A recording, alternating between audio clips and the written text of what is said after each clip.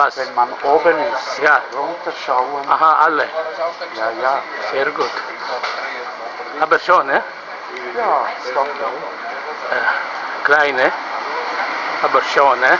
Ja, wobei altes Meiringen ist mehr dort drüben, andere Seite. Ja. Du Dort kommst sind alles nur Holzhäuser. Holzhäuser. Ja. Ui. Meiringen hat schon zweimal komplett abgebrannt. Aha. Vorher war alles Holz, ne? Wegen dem Föhn. Aha. Ja, jetzt hier war alles Holzhäuser. Okay. Aber es ist schon 200, 300 Jahre her. Aha, sehr lange. Ja. Du hörst nicht die Geschichte. Ja.